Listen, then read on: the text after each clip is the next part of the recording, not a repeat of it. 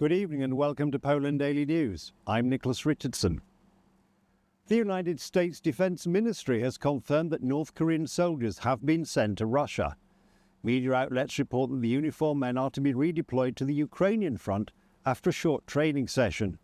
Seoul has not yet responded to these reports. Polish President Andrzej Duda, who is on a visit to South Korea, will hold talks with South Korean President Yoon Suk-yeol tomorrow. Professor Esther Ahoy, Korean by birth and Polish by heart, could not hide her emotions when she received the decoration from the hands of the Polish president.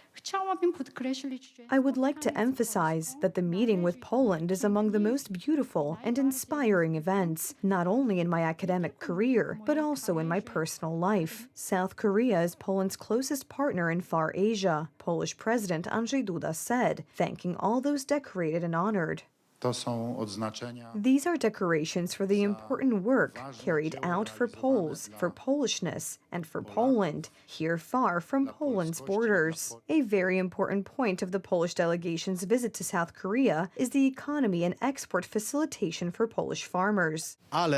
We will talk about arms cooperation, energy security issues, and of course, security issues in the region and our Central and Eastern European region, and also here on the Korean Peninsula. Meanwhile, meetings with representatives of the arms industry are scheduled for Friday, and perhaps then we will know the answer to the question of whether and when Poland will buy another 180 modern K2 tanks. Unexpectedly, the issue of Ukraine will also be a topic, and that's because literally a few days ago, South Korean intelligence reported that North Korea is sending some 12,000 of its soldiers to Russia to fight in Ukraine after training. The information about sending troops from North Korea has already been confirmed by the U.S. authorities. That there are North Korean troops that have gone to Africa. Now, what exactly? Not Africa, but Russia.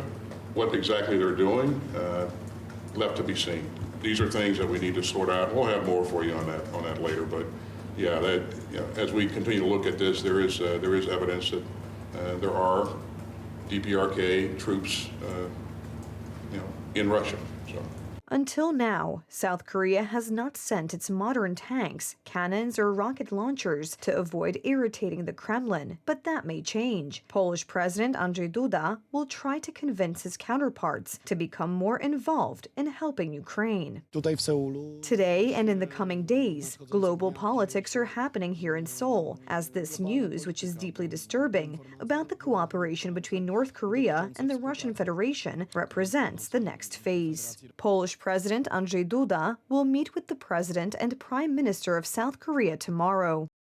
The floods in Poland have long since subsided, but with it the problems of thousands of people affected by the elements have not disappeared.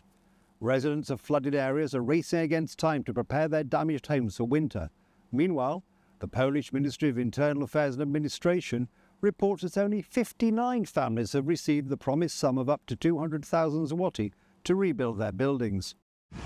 It's been more than a month since a tragic flood that devastated a number of localities, mainly in Lower Silesia and the Opole region. Residents of the flooded areas, with tremendous efforts, are trying to rebuild their homes. It's already getting back to normal a little bit, but there's still a long way to go in order for all this to return to normal and for the people who were flooded by the river to be able to live normally. However, the grassroots involvement of residents and volunteers is not enough to bring ruined villages back to life. In the elements, thousands of people lost what they had worked for all their lives: homes, possessions and jobs. The Polish government has promised financial support for flood victims. What does that support look like in reality? At the moment, there were payments in the lowest amount thresholds. Residents paid amounts of 2,000. Some residents received 8,000 each. However, for those targeted large-scale needs that will bring apartments, homes and businesses to their pre-flood condition, well, we've not yet received such payments. The Nia Zalesna portal asked the Ministry of Internal Affairs and Administration about the scale of aid given to flood victims. It turned out that this time, too, from the large cloud of promises made by Donald Tusk, very little rain has fallen. As of the 23rd of October this year, benefits of up to 200,000 zloty have been paid out in the amount of more than 2.6 million zloty to 59 families. Applications for benefits of up to 100,000 zloty are flowing and being processed. We anticipate that the disbursement process will start exponentially in the coming days. This means that only 59 families have received funds to rebuild their homes. Given the scale of the destruction, this number is dramatically small. The likely number of households that are waiting for this money is about 14,000 households that are waiting for Donald Tusk's government to finally transfer funds for reconstruction. The ministry explains that employees of the social assistance centres are processing requests for support on a continuing basis. Applications for disbursements are still being accepted on a continuing basis. Each application must be properly verified by a social assistance centre employee in order for the aid to reach the affected people. The employees of the social assistance centres have been working very hard and beyond the call of duty since the beginning of the flood, often being victims themselves. At this rate, it is difficult to count on the needed aid reaching the people in time. Winter is coming. People have lost their homes, their businesses, their fields, and they don't even know if they can spend money on repairs, on painting their walls, so that they have time to dry out before winter. Law and Justice blames the government for the situation. The very fact that the flood victims are still not being supported as they should be is a matter that shows the indolence of those in power. Applications for financial support to rebuild houses or apartments may be submitted until the 15th of March next year. In less than 2 weeks, Americans will elect a new president. Pre-election fever is entering its highest level, as can be seen in both the candidate's staff and the United States media. Things are getting tense, mainly on the Democratic side, because according to recent polls, it is Donald Trump who is likely to win. According to some, he even takes all the key swing states. Hard work by the campaign teams and different ideas on how to run the campaign from before. Trump is ahead of Kamala Harris in most opinion polls. Friendly with people, if I can have a relationship with people. Topic at the finish of the Republican campaign, those most important to Americans, the economy, economics and security. This in the context of migration policy. Are you better off now than you were 4 years ago? I don't think so. I don't think so. So I'm here today with a message of hope for all Americans. With your vote this election, I will end inflation. I will stop the invasion of criminals into our country. Americans are looking anxiously at the southern border. Reports from Mexico say more migrant groups are moving north towards the United States. Trump has for months been criticizing the administration of Joe Biden and Kamala Harris, who, as vice president, was also supposed to be in charge of migration policy. In a democracy, we should have no room for, nor should we ever condone any form of political violence. In a democracy, people will debate, people will disagree, but not resort to violence. And everyone should speak out about that. So much for the candidates' theories. However, both staffers and the Democratic-friendly media have a different plan. Given Harris's increasingly poor performance, her people have decided to frame the campaign finish as a discussion around Donald Trump's mental health. Lies and even false medical reports are appearing online. It takes stamina to run for president. It takes stamina to be president. And Donald Trump does not have stamina. The mainstream media is filled with analyses by psychologists discussing whether Donald Trump is fit for office. Celebrities are being brought on board to the campaign to rejuvenate Kamala Harris's image. Democrats are getting more and more anxious. W miarę jak one pokazują, że Trump tam zaczyna mieć wyraźną już przewagę. As they show that Trump begins to have a clear advantage, the accusations escalate and it comes to be what used to be called the reductio ad Hitlerum. That is, if we are running out of arguments, we call someone our opponent Hitler, and additionally, crazy. And as if that wasn't enough, to Kamala Harris's aid came Joe Biden himself, who simply stated that Donald Trump needs to be politically isolated. Of course, this is within the framework of political debate and non-aggression that Harris spoke of.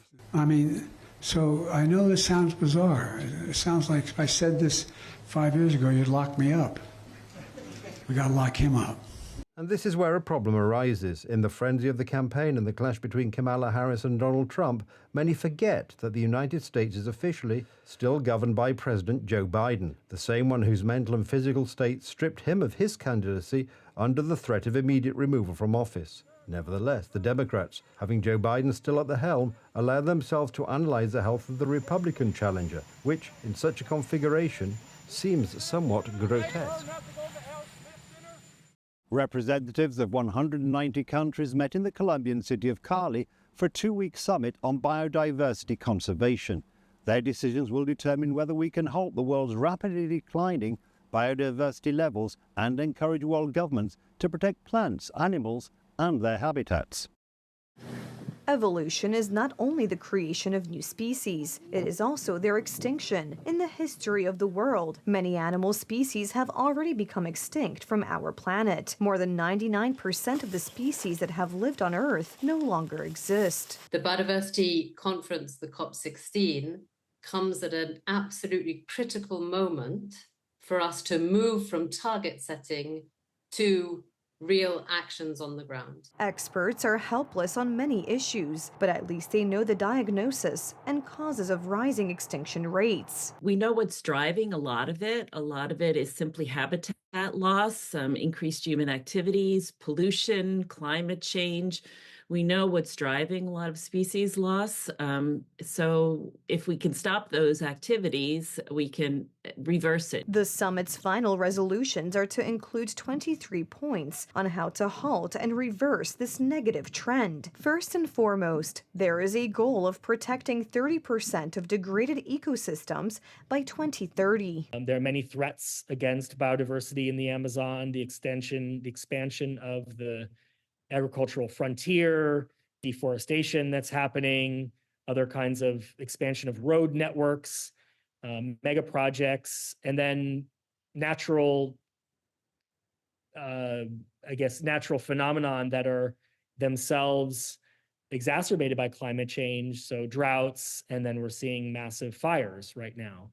So you put all of that together, and it's a real threat of biodiversity loss. Experts estimate that the dramatic decline in the abundance and distribution of species over the past 50 years is the largest since the extinction of the dinosaurs, and some 1 million plant and animal species are now threatened with extinction. That's the news. Thank you for watching, and from Mids, have a good night and a better tomorrow.